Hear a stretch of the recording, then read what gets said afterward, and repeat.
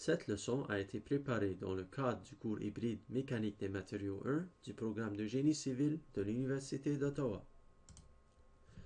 Leçon 5.1 Contraintes et déformations axiales. Le plan du cours. Rappel sur les contraintes normales axiales. Le calcul des déformations et de l'élongation.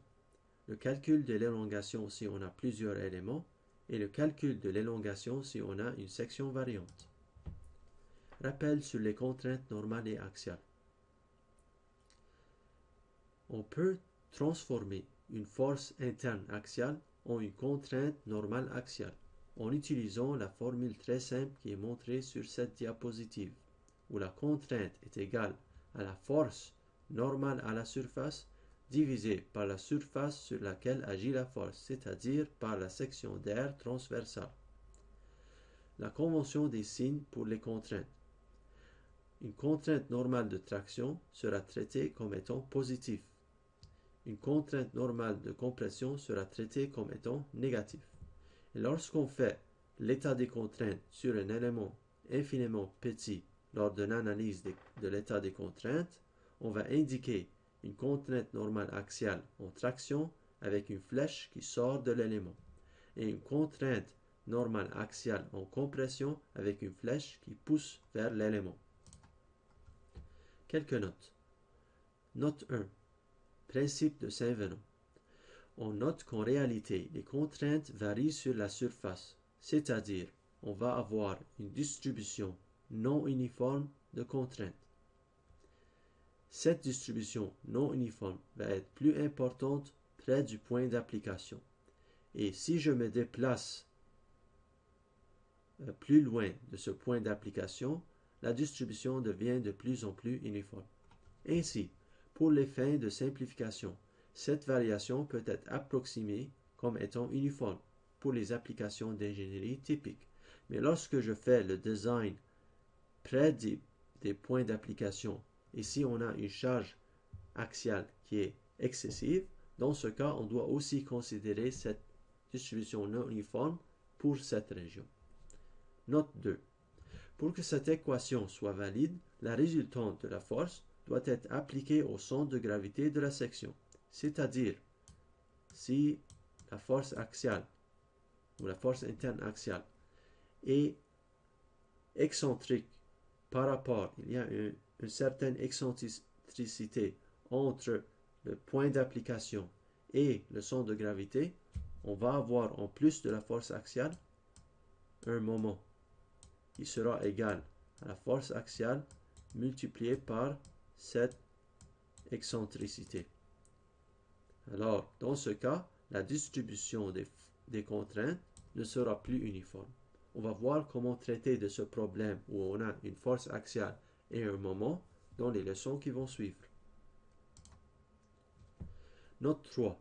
Si la force ou l'aire de surface varie le long de la membrure, on devra construire un diagramme N et évaluer les contraintes à diverses sections pour trouver la section critique qui donne la contrainte maximale. Alors, comme on a vu dans les leçons précédentes, on peut construire des diagrammes d'efforts tranchants et de moments fléchissants pour les poutres. De même, on peut aussi construire un diagramme de force axiale sur la longueur de l'élément considéré si on a des charges axiales concentrées qui sont appliquées entre les extrémités de la membrure. On devra juste passer des sections à divers intervalles entre les points d'application pour trouver ce diagramme N. Ensuite, on va trouver la force axiale interne maximale et on va faire le design pour cette contrainte critique. Calcul de l'élongation. Si on se rappelle de certaines formules importantes pour les contraintes axiales, les déformations axiales, le strain, et la loi de Hooke, on peut trouver une équation pour l'élongation qui est valide dans la zone linéaire élastique. Si une barre est chargée avec un effort axial N, on peut trouver la déformation, le strain, avec cette formule. Cette formule vient de la loi de Hooke. Alors, si j'isole pour la déformation, je prends la contrainte et je divise par le module. Et je sais que la contrainte est égale à n sur a, je vais obtenir cette formule pour la déformation. Par exemple, voici la contrainte et on a isolé pour la déformation en divisant la contrainte par le module d'élasticité. On peut aussi trouver l'élongation en millimètres, cette élongation ici, en utilisant cette formule. Alors maintenant, je vais isoler pour l'élongation. Cette élongation correspond au delta L qu'on avait vu dans les leçons du début. Alors on va isoler pour cette élongation. Alors je sais que la déformation est égale à l'élongation divisée par L. Alors je peux prendre cette formule, multiplier par la longueur et je vais avoir une équation pour l'élongation. Cette équation est une équation très importante. Elle nous donne l'élongation pour une membrure qui est chargée axialement. Une note sur les signes. Si la force axiale interne est positive, dans ce cas, l'élongation va être positive et on va dire que la membrure devient plus longue. Si le n est négatif, dans ce cas, on va dire que l'élongation est négative et la membrure devient plus courte. L'équation E est égale à N, L, E, A est valide sous trois conditions. La section doit être prismatique, c'est-à-dire, lorsqu'on calcule l'élongation, l'élément doit avoir une aire constante, une aire de section constante. 2. Le matériau doit être homogène, c'est-à-dire le module d'élasticité doit être constant. On doit avoir le même matériau sur toute la longueur de l'élément. 3. L'effort interne axial doit être constant, c'est-à-dire le N interne doit être constant sur la longueur totale de l'élément. Calcul de l'élongation si on a plusieurs éléments. Si on a une membrure où une de ces trois conditions n'est pas valide, je dois faire attention. Alors, si on a une membrure où on a une variation de section ou d'aire, alors on a plusieurs R, AI. On a des variations de matériaux, on a plusieurs modules E. On a des variations de force interne, on a une variation des forces internes et on a un diagramme de force interne axiale qui varie sur la longueur de la membrure. On aura des forces internes NI. Dans ce cas, on devra séparer la membrure en plusieurs éléments I. Chaque élément I doit avoir un module, une aire et une force axiale interne constante. Et on pourra calculer, dans ce cas, l'élongation pour chaque élément et ensuite ajouter toutes les contributions des divers éléments pour trouver l'élongation totale de la membrure. Ainsi, l'élongation totale de la membrure sera égale à la somme des élongations des éléments I. Comme il est montré dans cette formule, on devra considérer l'élongation de chaque élément I où on a un N axial, un module et une aire constante et on doit ajouter les contributions de ces divers éléments. Par exemple, pour cette membrure qui est montrée, on a une force qui est appliquée. Cette force est uniforme. Mais je vois, j'ai trois différents matériaux. Alors je dois séparer ça en trois éléments. Même si c'était le même matériau, je vois qu'il y a trois différentes sections, aires de section. Alors je dois diviser ça en trois éléments. Si on avait des charges intermédiaires, ici et ici, même si c'était la même aire de section et le même matériau, si les forces internes varient, j'aurai besoin de diviser ça en trois éléments. Et dans ce cas, l'élongation totale sera l'élongation de l'élément 1 plus l'élongation de l'élément 2 plus l'élongation de l'élément 3. Le truc pour subdiviser en élément I, c'est juste de se rappeler des trois conditions. On doit avoir une force interne axiale constante, on doit avoir une aire de section constante et on doit avoir un matériau ou un module d'élasticité constante pour chaque élément. Alors, la première subdivision qu'on peut faire, c'est si on a une nouvelle aire ou un nouveau module. Alors, si j'ai ce premier exemple où j'ai une force axiale et j'ai un élément qui a le même matériau et la même aire de section, je n'ai pas besoin de subdiviser.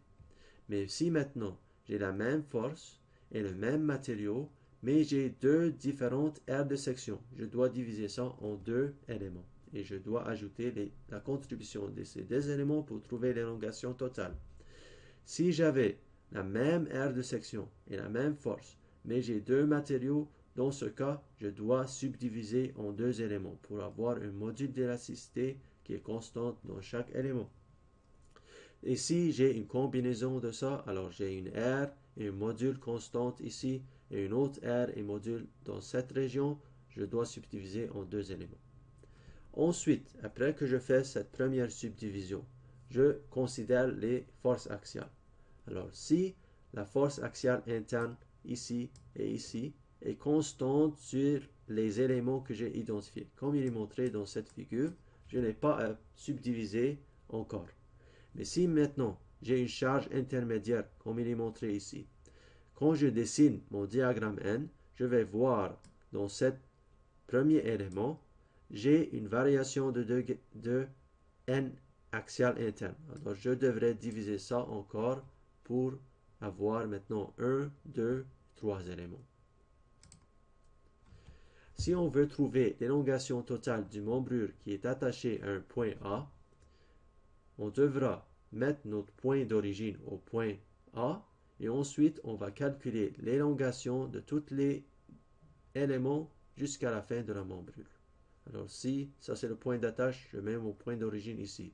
Si c'est de ce côté, je mets mon point d'origine ici. Si c'est en haut, je mets mon point d'origine ici. Si c'est en bas, je mets mon point d'origine ici. Et je vais donner l'élongation par rapport à ce point d'attache ou au point d'origine.